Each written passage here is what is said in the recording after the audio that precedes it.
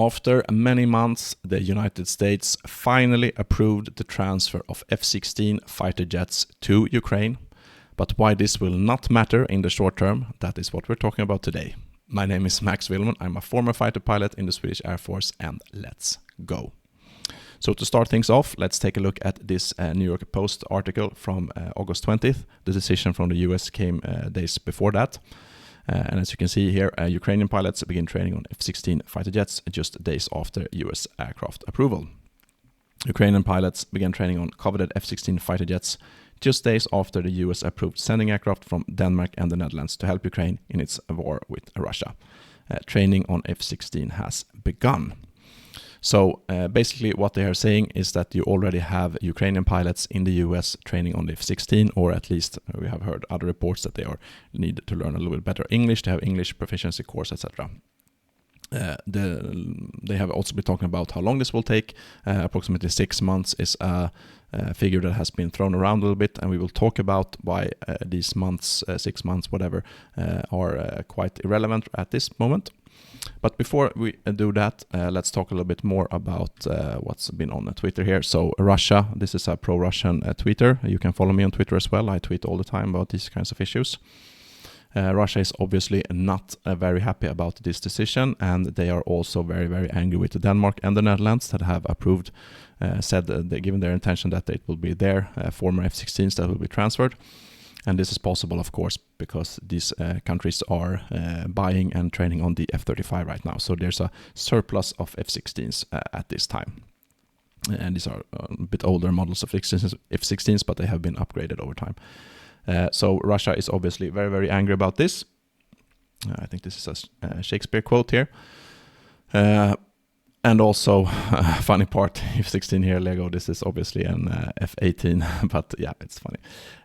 So also, a few days after that, Norway also came out and said that they will transfer F-16 fighter jets to Ukraine.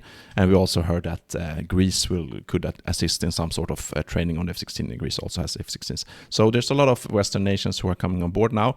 And why they actually need US approval is that when you buy a military type of equipment like weapons, there's almost always a clause that says that the original seller, you need his or her permission before you sell it to a third party. So let's say Sweden sells military equipment to one country, then before that country can sell that military equipment to any other country, they need Sweden's approval. This is the same here. F-16s obviously come from the US, so that's why the United States need to approve this. But let's talk a little bit about why this will not matter when it comes to Ukraine's counteroffensive. So many people that perhaps do not know so much about fighter jets and fighter jet training, they have thought that this will be some sort of weapon that will be used by Ukraine in the counteroffensive. I find that very, very unlikely. So just to premise everything here, before the war, Ukrainian armed forces was almost exclusively made up of old Russian, old Soviet type equipment. So because of the war, it is very, very difficult for them to get, impossible to get spare parts from Russia or new equipment from Russia, of course. Instead, what has happened is that other former Soviet Union nations, other former Eastern nations, have given them what they have, like T-72 tanks, MiG-29 fighter jets, and spare parts, and so on and so forth, of course. But what will happen now is that Ukraine will have to transfer its entire armed forces into a Western-type force, at least with Western-type equipment, because they can't buy any new equipment from Russia. So, and just to put this in perspective, Sweden's entire army is approximately 5 brigades in peacetime. And Ukraine, for this counteroffensive that is going on right now, they set up 8 new brigades just for the offensive. That is addition to all the other brigades that they already have. So we're talking about a massive amount of equipment. And if you think that what the West has given so far is enough, you are very, very delusional. Ukraine will need hundreds, if not thousands, more infantry fighting vehicles for the coming years. New tanks in the hundreds at least. And if you're talking about personal equipment like helmets and weapons and body armor and ammunition, this is a nation that is at full-scale war. So we are talking about a massive amount of gear that will need to be bought by Ukraine, built in Ukraine, sold to Ukraine, whatever. And this is also true, of course, for fighter jets. The old MiG-29s, Su-24s, and Su-27s will, of course, work for several years to come, but it will be increasingly difficult for them to keep all these aircraft airworthy. So they will have to have a Western type of air force in the coming years. And even though if the war would end tomorrow, obviously Ukraine is under threat from Russia, as we have all seen. So they will probably have quite a big air force. So we're talking about at least 100 aircraft or more. Sweden has around 100 aircraft, and I mean Ukraine has an even bigger threat from Russia and a bigger population. So it's not unreasonable to talk about more than 100 fighter jets. So it's quite a lot of jets that is required. And this will take time, because it takes time to train pilots and also ground crew. It also is, when it comes to doctrine and how you use the Air Force in the Russian or Soviet doctrine, the Air Force is to support the ground force and for air defense.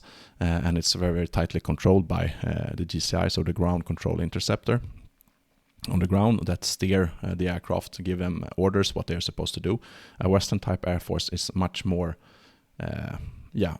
competent is perhaps the wrong word, but it's much more able to autonomously do big, complex offensive operations. So a Western type Air Force and a Soviet type Air Force, like the Ukrainian one was at least before the war, they are very, very different, and they require an entirely different set of training.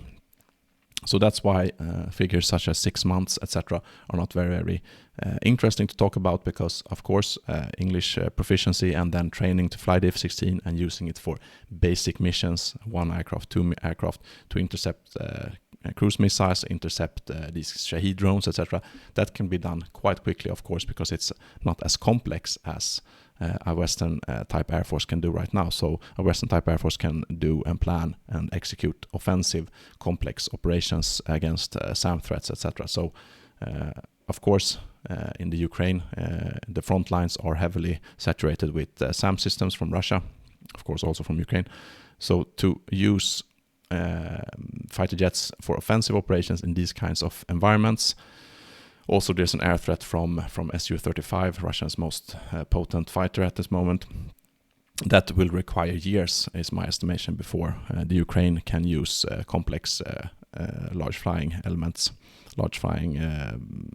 of several aircraft to do that. Of course, to start and to fire cruise missiles of their own and land, that is not that complex. We see them do that already today with Su-24s and Storm Shadow, so that will probably be able to do offensive style. But when it comes to moving into a SAM bubble and doing missions in there against Su-35s, against SAMs, S-400, etc., I will believe that it takes years, because when you look at the Western type Air Force, we have new pilots, of course, also coming in after a couple of years training. But in a Western Air Force, you have old Western pilots with a lot of experience, four-ship leads and mission commanders and so on. And they lead these young new pilots. Even though the young pilots don't know that much, then you have the older guard, so to speak, that can help them. And for Ukraine, you have, of course, experienced pilots, but they are not experienced in this kind of fighting that we are talking about when it comes to a Western Air Force. So my estimation is it will take several years before we can talk about the Ukrainian Air Force being capable in these kinds of offensive operations in SAM threats, just like a Western Air Force is today. That's not to say that they are bad pilots or that they are not competent or whatever. They are obviously very, very competent, and they have more combat experience than most Western pilots, of course.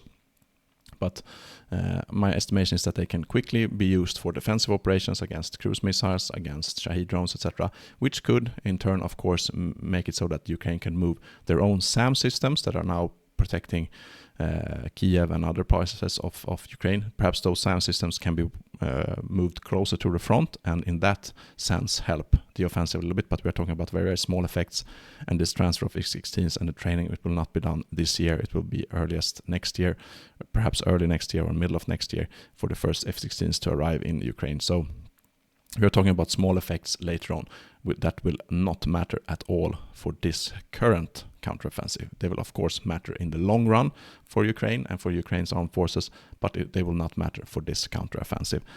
So I think I will stop there. If you have any questions, it's been a long and complex topic, you can leave them here below. I will try to answer them and also perhaps make a new video if you want that. Please give me a solid and like the video, subscribe to my channel because that really helps me grow the channel.